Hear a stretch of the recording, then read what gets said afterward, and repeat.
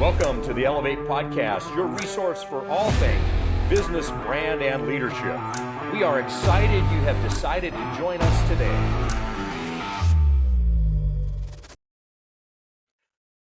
Hey, everybody. Welcome to the Elevate Podcast. Robert Kalin here. We have a very special episode.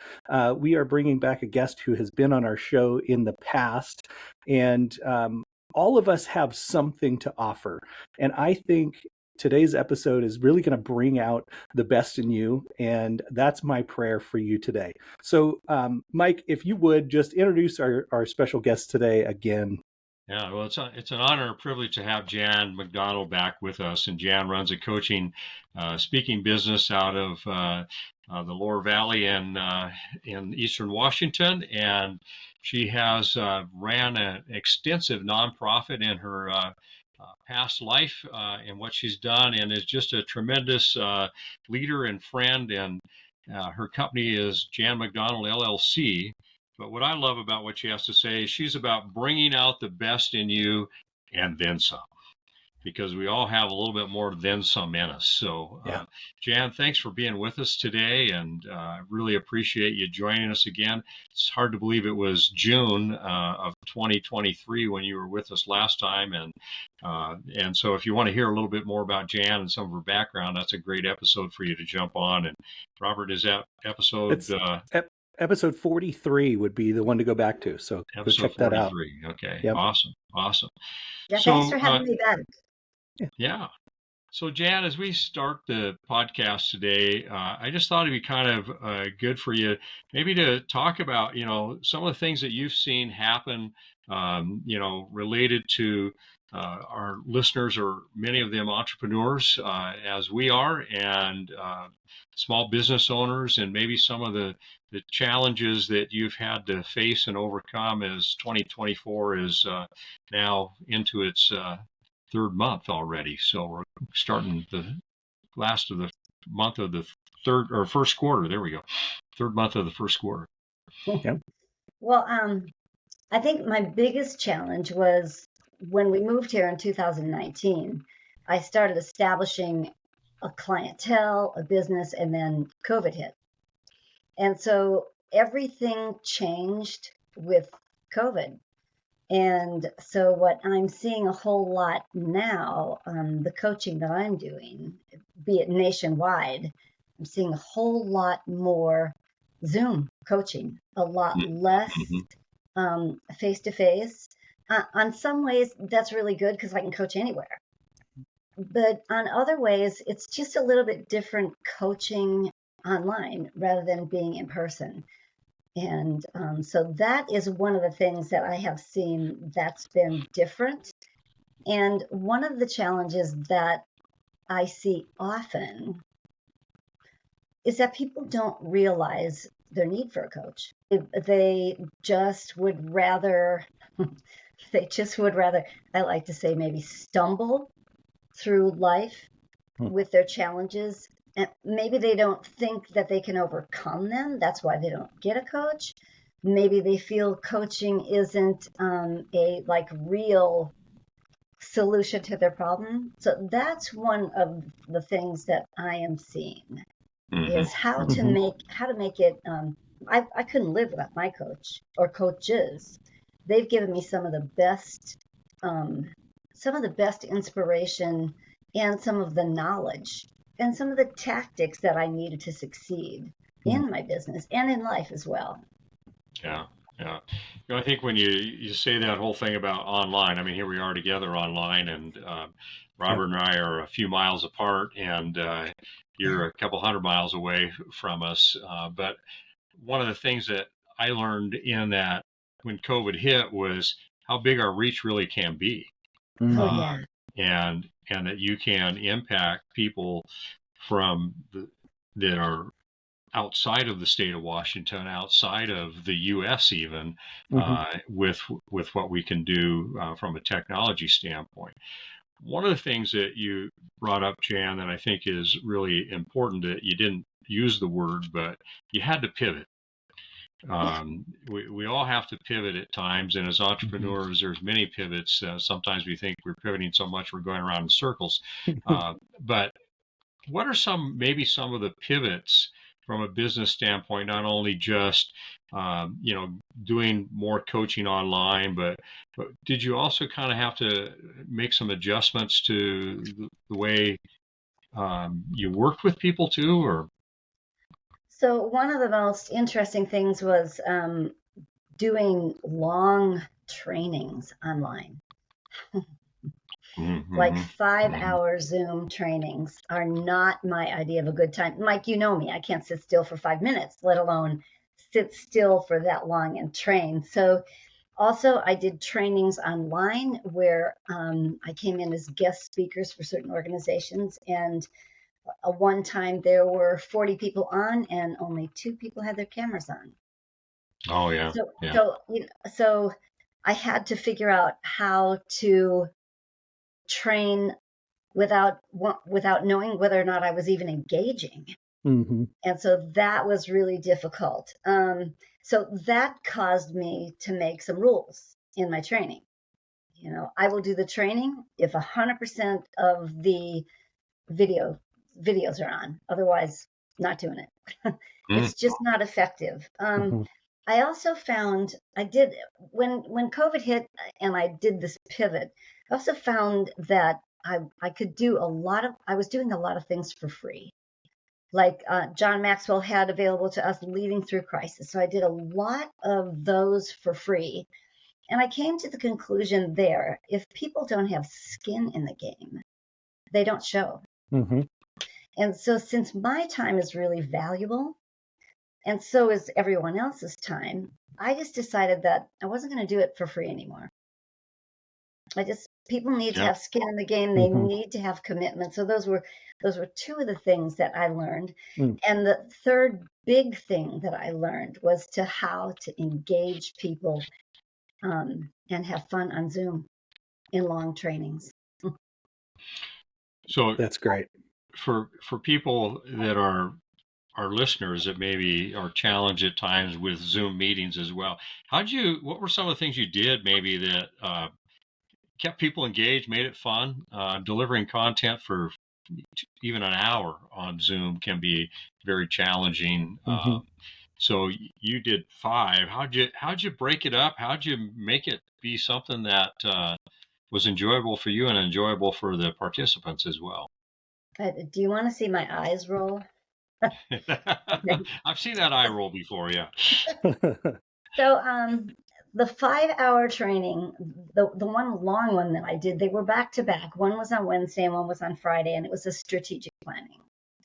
So I utilized the whiteboard. I also utilized a lot of chat. I got them together in rooms to have them discuss some of the tactics or strategies that we could use to get to the goals and the dreams that we decided. I had them do a lot of writing on their own, like, okay, take 5 minutes and tell me what you think.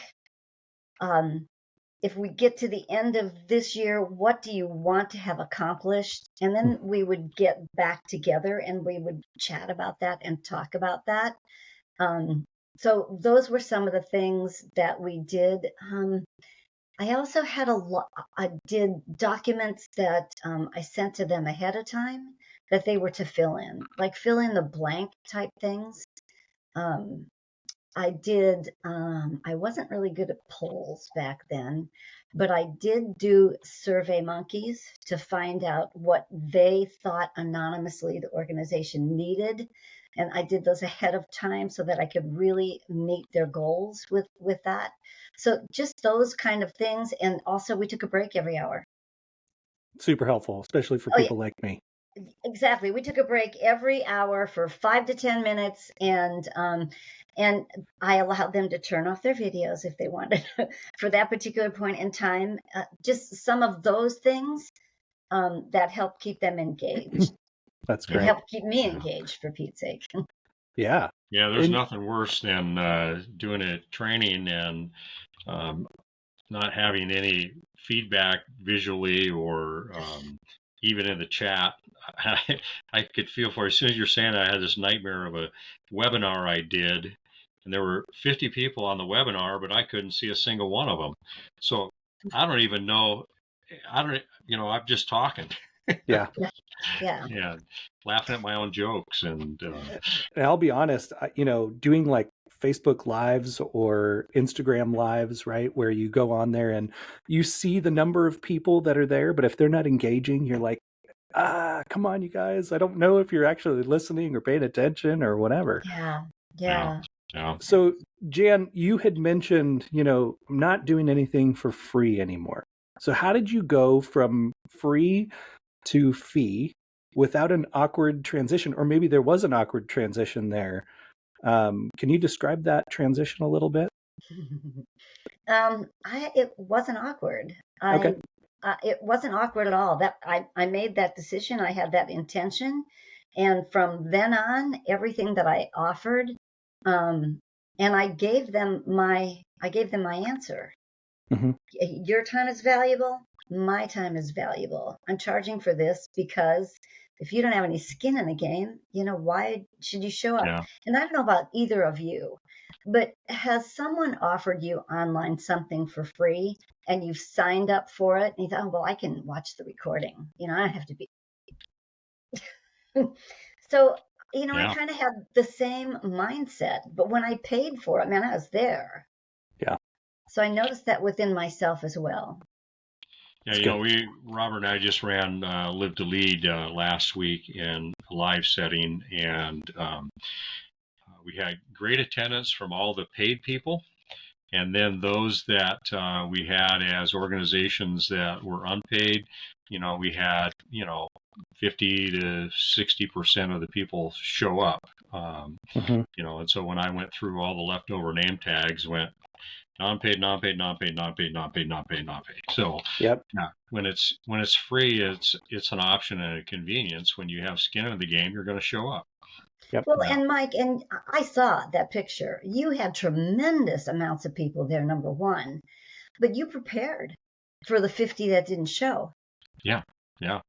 And so in some ways, to me, that's disrespectful. Although, like I said, I've done it. Mm-hmm. Mm-hmm. Mm-hmm. Yeah. And I think that almost comes down to, when we have moments where we realize how we want to be treated, it changes something in us that allows us to be able to treat others the same way. Yeah. Which can be really powerful. And I think that's an amazing learning that you had, which was like, look, I don't want to treat anybody like this anymore because I don't like it. Mm-hmm. Mm-hmm. Mm-hmm. Yeah. So when we're thinking about kind of those challenges of the technology and of the free to a fee based piece, and then there becomes a piece about how do you grow your business? How do you find that? Are you a person that works basically off of referrals, or do you do some other ways? What are ways that you found that help you grow your business? So when I first started, I scheduled 2 masterminds, had no idea what I was doing. I scheduled 2 masterminds and I did them for free. And one of my mentors always says, jump and build your wings on the way down. And so that's pretty much how I learned to do it. I can remember my first workshop where someone referred me to a big organization, and I'd never done anything like this before. And so they asked me, so these are the things that we want to cover. This is what our needs are. Can you do this in a 5-hour workshop? I'm like, sure. And then once I got off the phone, I was like, oh my God, how am I going to do this? But that's when I got online with a mentor and kind of asked and got some really good ideas. And then I was able to write that, and that turned out really well. But that's how I grew it, is people just always saying yes. Mm-hmm. And then figuring it out. And knowing that because I feel called to do what I do, I know that in here, I have the solutions. Mm-hmm. And, if Mike, you and I have coached together, and we know that the people that we coach inside have the answers to their own questions if we just get them out of the way. Right. And so for me, I had to not only coaching others but I had to coach myself to know that, I can do this. I am qualified. And if I'm not, I know people that are. that can help me. So a lot of my business building was jumping and growing my wings on the way down. But then also I did lunch and learns. I spoke at Rotaries. I called the people that I had worked with in the past, and I kept following up with them.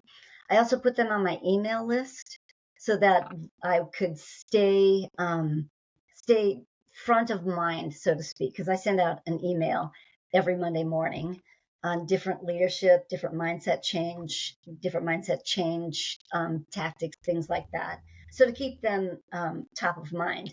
One thing that I have done lately is I started with this every DISC workshop, DISC behavioral styles. Every DISC workshop that I've done, I've taken all of the emails of those people that have DISC assessments. I put them on a list, and every other week I send them a DISC refresher so that they can keep that top of mind. And I also try to schedule a follow-up with the people that I teach and train, the organizations that I teach and train, so that I can come in and maybe update them on what they've already learned. That's great. So one of the things that you said in there, jump and build your wings on the way down. I think for our listeners who may not be in a coaching business, whatever they're doing, there's aspects to doing it afraid, that you have to be okay with whatever you're doing, like doing it afraid and not having necessarily the right answer, but knowing that from within you, the right answer can come. Can you describe that just a little bit for our listeners who may have a different business? So I decided that I wasn't going to do it afraid, that I was going to do it excited. I love that. I just decided to, because, we can change our lives by changing the way we think. So when I took the word fear out of it and replaced it with excitement or anticipation, or another word that sounded way more fun, like, oh, okay, that's another one of my favorite words. I'm going to do it fun. So if I change the way I think about it, I can also change the way I see it. And one thing that I've been reading a lot of neuroscience lately. And so when we are caught up in that fight or flight response that is invoked by fear, we're not as creative. And so if I'm going to be creative in what I'm sharing, then I can't do it afraid. I need to do it fun. Yeah. So that's how I did that. Am I never not afraid? No. But I totally try and change the way I see it and think about it. Well, I think that's the way that if we can use the tactic that you have of replacing the word fear or afraid with something that's a more positive action word, it's going to move us to a different mindset. And so whether I'm a coach or whether I'm a carpenter, I just signed a contract that I don't even know how the heck I got the thing, but I said yes. And what do? Well, let's go into it with excitement and curiosity versus, I'm just, made a huge, horrible business decision because I don't know how to do all this stuff. And so I think that Jan is a great, takeaway from us for today is replace some negative words with some positive words and it'll change your mindset. Well, and another thing as well is for the entrepreneurs out there, you didn't get in your business because you didn't love what you're going to do. I mean, really. So you have to think that your business, what you have to offer is of value. You can change somebody else's life with what you do. And if you keep that to the forefront rather than, oh my gosh, what are they going to think?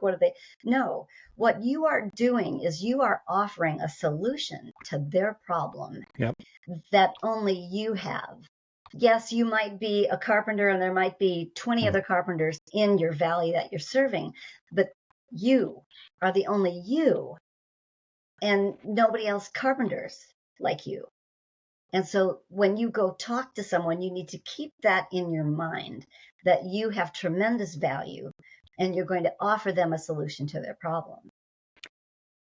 Wow. I mean, I couldn't think of a better close. You guys, you have tremendous value, and what you're doing matters. And your purpose for getting in business is what propels you through that fear to change your mind about what you're doing, so that you can make a positive impact in the world around you. Mm-hmm. Jan, you're awesome. Oh, why, thank you. Yeah. Thanks, Jan, for being with us today. It's great to have you with us and really enjoyed our conversation. Thanks for having me. And if anybody needs a coach, I'm sure they're going to have my information up there. Well, that was the next thing was how do people get a hold of you? So you can reach me, Jan, at jan-mcdonald.com. I'm on Facebook. Jan Bayer McDonald is my personal page, but that's where I get most of my traction. So you can reach me there as well. Yeah. All right. Awesome. And we will have those links in the description for people so that they can just make a nice click and go right to your page. But thank you so much. Yeah, thank you. This has been wonderful. You guys, what an awesome conversation. I hope you've pulled some pretty good takeaways out of this. I know I have for sure. And we will see you next week. Until then, take care. God bless. Thank you for joining us. Our hope is this episode has been helpful for you today. If it's impacted you in some way, we encourage you to share it with someone. To receive a direct notification of our next episode, click the follow button on your favorite app or platform. You can also watch each episode on YouTube. The links are in the description. If you want to connect with us on a deeper level, go to countercultureleadership.com/resources. We'll see you next week on the Elevate Podcast.